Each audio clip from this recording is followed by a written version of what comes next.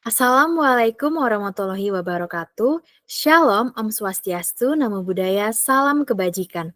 Perkenalkan, nama saya Bestika Karen Angelika, mahasiswi BINUS Online University, D3S1 Akuntansi 2025. Pada kesempatan kali ini, saya akan membahas terkait tantangan dan peluang penerapan kesetaraan gender dalam ketenagakerjaan, perspektif pekerja perempuan di Indonesia. Data dan fakta dimulai dari data tingkat partisipasi angkatan kerja atau TPAK oleh Badan Pusat Statistik. Tahun 2014 dihasilkan angka TPAK untuk pekerja perempuan sebesar 36,32 dibandingkan laki-laki sebesar 45,81. Artinya, hampir 2 per 3 tenaga kerja formal masih didominasi oleh laki-laki. 10 tahun kemudian di tahun 2024 data masih menghasilkan hal yang sama. TPAK perempuan sebesar 56,42, sedangkan laki-laki sebesar 84,66. Kondisi ini mencerminkan bahwa sekitar 47 juta perempuan usia kerja produktif tidak aktif secara ekonomi. Kesenjangan upah juga turut menjadi masalah dalam isu kesetaraan gender. Kaum ibu dan pekerja perempuan umumnya menerima upah lebih rendah daripada laki-laki. Hal tersebut didukung dengan penelitian ANSA Handayani pada tahun 2024 yang mengembangkan bahwa ibu-ibu pekerja di Indonesia rata-rata berpenghasilan lebih rendah daripada non-ibu-ibu termasuk laki-laki, terutama pada pekerjaan kerah putih dan biru. Temuan ini mempertegas bahwa tanpa kebijakan khusus, disparitas upah berdasarkan gender akan sulit diatasi. Selanjutnya, norma budaya tradisional yang masih dipegang kuat oleh masyarakat Indonesia, di mana perempuan sering dianggap berperan utama di rumah, sementara laki-laki sebagai pencari nafkah utama. Akibatnya, banyak perempuan meninggalkan pekerjaan formal mereka setelah menikah atau memiliki anak karena kebutuhan keluarga. Penelitian Cameron di tahun 2023 mencatat bahwa minimnya fleksibilitas kerja membuat perempuan kurang terikat dalam sektor formal. Banyak wanita keluar dari angkatan kerja formal ketika menikah atau melahirkan. Secara keseluruhan, data dan fakta menunjukkan ketimpangan gender itu masih nyata di Indonesia. Akses perempuan ke pekerjaan formal lebih rendah dan upahnya relatif lebih kecil dibanding laki-laki. Hal tersebutlah yang mendasari dilaksanakannya proyek ini. Dalam proyek ini, kita ingin melihat 4 hal. Yang pertama, apa tantangan yang dihadapi pekerja perempuan guna mewujudkan kesetaraan gender di dunia kerja di Indonesia saat ini? Yang kedua, bagaimana peluang penerapan kesetaraan gender bagi pekerja perempuan di tempat kerjanya? Yang ketiga, bagaimana upaya pihak instansi atau organisasi dalam pengaturan kesetaraan gender di lingkungan pekerjaan?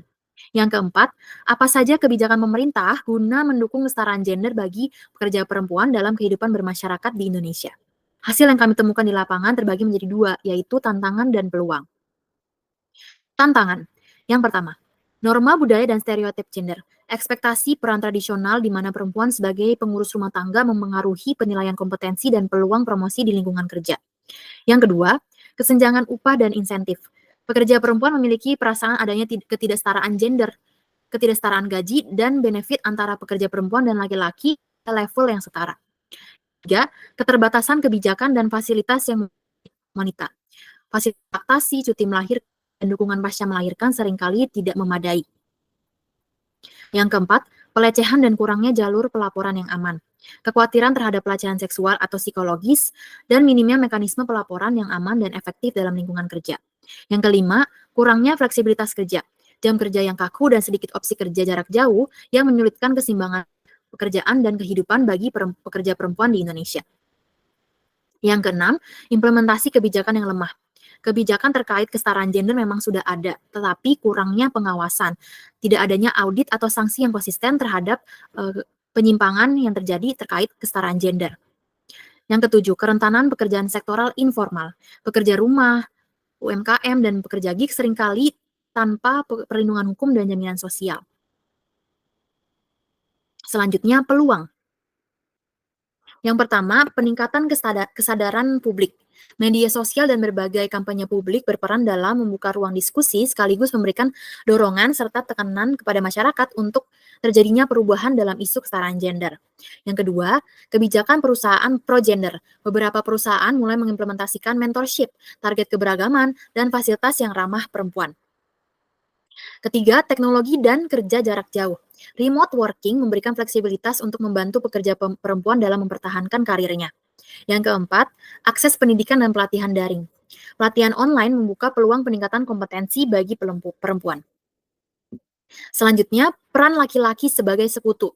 Dukungan paternity leave dan pembagian tanggung jawab domestik semakin terlihat di beberapa organisasi.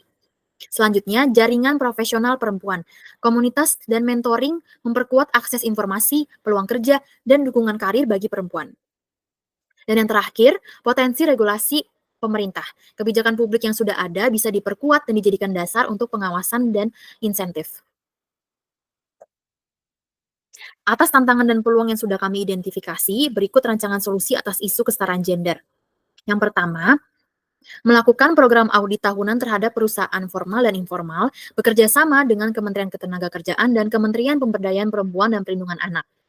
Yang kedua, untuk meningkatkan TPAK, dilakukan revisi kurikulum pendidikan untuk memasukkan modul kesetaraan gender dan women empowering sejak tingkat sekolah dasar.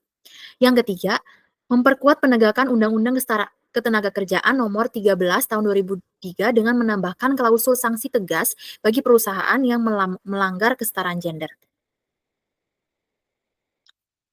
Yang keempat, menyediakan fasilitas pendukung seperti ruang laktasi, cuti haid 2 hari per bulan, cuti melahirkan 6 bulan, dan paternity leave minimal 1 bulan untuk mendorong pembagian tanggung jawab domestik. Yang kelima, membuat sistem pelaporan pelecehan yang aman, dapat berupa formulir online atau kontak pengaduan, dan pelatihan anti pelecehan wajib bagi semua karyawan di lingkungan pekerjaan. Secara keseluruhan, proyek ini merupakan pengalaman yang luar biasa bagi saya. Melalui setiap tahapannya, kami tidak hanya memperoleh pengetahuan baru, tetapi juga mengembangkan keterampilan dan nilai-nilai penting yang berguna bagi kehidupan pribadi maupun profesional. Proyek ini memberikan pembelajaran tentang pentingnya kepekaan dan kepedulian sosial terhadap isu-isu yang ada di masyarakat, pentingnya kolaborasi dan solidaritas dalam tim, serta bagaimana membangun komunikasi yang efektif untuk mencapai tujuan bersama.